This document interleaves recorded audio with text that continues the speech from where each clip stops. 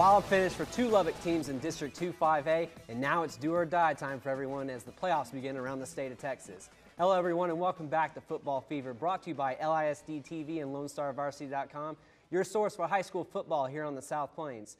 Travis Graham and George Watson from the Avalanche-Journal here to take you through the past week and into the playoffs as it begins. And George, a game I never thought would end on Friday night, 115-point score between Monterey and Coronado. Plainsmen in that losing streak against the Mustangs. Yeah, I felt bad for you. You kept text messaging me. I was over there at Friendship, and I was done by 11:15, 11:30. Right. Almost asked you if you want me to come over and help you out for the last quarter or so, because I probably could have gotten over there in time. But yeah, what a wild finish, a wild game for Monterey and Coronado. Just an offensive explosion. I don't think any of us really thought would come about, but given the turnovers and everything like that, 63-52, I think you kind of expected that out of Coronado with their offense, but maybe not Monterey, with that option offense. But give them credit. I mean, they get a lot of turnovers and they convert them into points, and that's what you're supposed to do. And a strong finish for Monterey there, with 2 wins to end the season. That's right. 1,029 yards, 54 first downs combined in the game. Great finish in that one. The other one, of course, going on was Borger and Estacado. Estacado trying to make it into the playoffs, but Borger surprised them a little bit, but lucky for the Matadors, they're in after Dalhart beats Barrington. Yeah, I'm not sure what's going on with the Matadors right now. They played well the first couple weeks of district season, but it almost seems like that loss to Cooper has really kind of thrown them for a loop, and they really haven't been the same since. I'm sitting down there or standing down there on the sideline. I can't sit on the sidelines, but standing down there and just in watching Estacado, I didn't really see anybody that was inspired or really that had any sense of urgency, playing that game, knowing what was on the line, knowing that if they won, they would be in, and that if they lost, they needed to rely on somebody else. I didn't see that sense of urgency. Of course, some turnovers and things like that might have taken it out of them, but, I just didn't see that intensity that they needed, but give them credit. They came back, they fought to the end, made it a 2-point game, had a chance at the end, just couldn't get it done. But, up north, Dalhart took care of business, beat Perryton. The Matadors are in. So, it'll be interesting to see if they can kind of pick up the intensity this week, because they've got a tough one, to start out the bye-district with. And of course, back in 2-5A, Lubbock High ending their season against Amarillo. A hard loss for Lubbock High. It's been kind of a tough season for Mike Speck and his group, but where are they going to take this from here on out into next year? Well, that's one thing, in knowing Coach Speck and getting to know him over the last few years, he is going to be an optimist with that group. I mean, they're just going to continue working. They're going to go into off season and figure out where their strengths are going to be next year and try to utilize those and emphasize those and kind of diminish the weaknesses. Now, obviously, depth is always going to be an issue at Lubbock High, and that's something they're always going to have to deal with. So they've got to find ways around that. Thing is, going into next year, they're going to have to replace a lot of good skilled kids.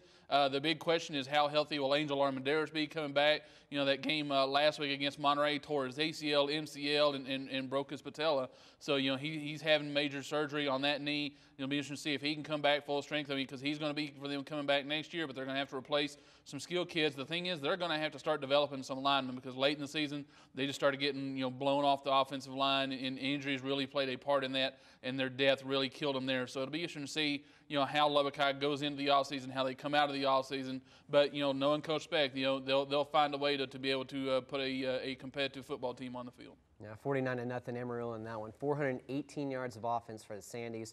Rest of 2-5A, Midland Lee 17, Odessa 14.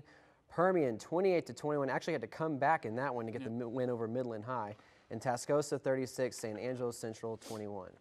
Now to 4-4A, where Friendship was trying to end their season undefeated. They get the win over Lakeview, and it was pretty much over by halftime in that one. Yeah, it was. That's part of me that also felt bad was I was sitting there cruising at halftime, and yours was so far and down, and there was so much was to come for yours. But yeah, Friendship, what a job they just continue to do out there at Friendship. A Lakeview team that was explosive and had the ability to put some points on the board, but Friendship gets an early score. And then gets a turnover, and you turn around, they're up 2 scores, and they really had Lakeview on their heels from there. And Friendship's running game, the way they were able to pound it with like Brian Sykes and Preston Dotson, his sophomore, has really come on late in the season.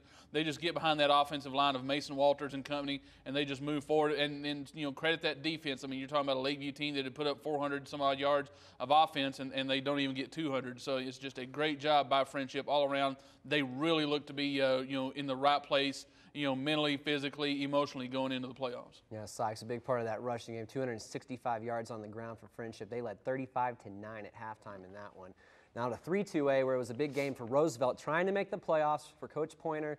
They get it done, get the win over Denver City. They're in. Yeah, we made so much, about 3-2A, about how much had to happen in 3-2A, this last week, and it all seemed to really fall into place. Roosevelt did a good job going down to Denver City, taking care of business. Kobe Torres with a big game, 218 yards, a couple touchdowns, and really, set the tone there. And then everything else kind of fell into place in district. Littlefield beat Post, Abernathy and Shallowater, kind of rubbed each other out, so everything fell into place for Roosevelt. A good job. Maybe one of the stories of the year, for Roosevelt, Coach Pointer and that group, first year in there, bringing that spread offense in, and they get Roosevelt in the playoffs for a second time in 3 years, but also just the second time since 1986. So I know the people out in Acuff are real excited right now. Another big one for one of our favorite coaches, Coach Reeves. His Morton Indians getting the win. They're in. They've got a good seed now in the playoffs. They get the win over Spring Lake Earth. Yeah, a good job by Morton. With Emerson Cornish running that offense, doing a good job. Throwing the ball. But also directing the offense as well. Guys like Louis Enriquez, and they've got 4 or 5 receivers with about 300 or 400 yards receiving each. So they're a real balanced group, and it was real tough for Spring Lake Earth to have to deal with. Morton went in there and really took care of business. A good job. Like I said, one of our favorites, Coach Reeves, and congratulations to him and the Morton Indians going into the playoffs on a roll, winning that outright District 5-1A championship. Yeah, they held Spring Lake Earth to 145 yards of offense. Yeah. A good game defensively. Another good game. Easy to see on the scoreboard when it's 52-0 New Deal over Crosbyton. The thing you don't see is their defense in that game. 2.5 yards per play for Crosbyton in that one. Good job by the Lions defense. They go undefeated for the season. Yeah, you're not going to go anywhere when you're only averaging 2.5 yards per play. Yeah, good job by New Deal's defense. I think maybe the aspect of that team that gets, like you said, overlooked a little bit. We always talk about New Deal's offense and the way they can run the ball and the plethora of running backs they have and people that can really carry the ball well. But yeah, a good job by New Deal's defense holding Crosbyton down. Getting that undefeated 6-1A championship, and now they're another team that goes into the playoffs on a pretty good roll, and it looks like they have a pretty good path. Maybe even all the way down to the at least through the regionals, maybe even into a state title game for the New Deal Lions. All right, when we come back, George will give you our final City Player of the Week for the final week of the season right here on The Fever.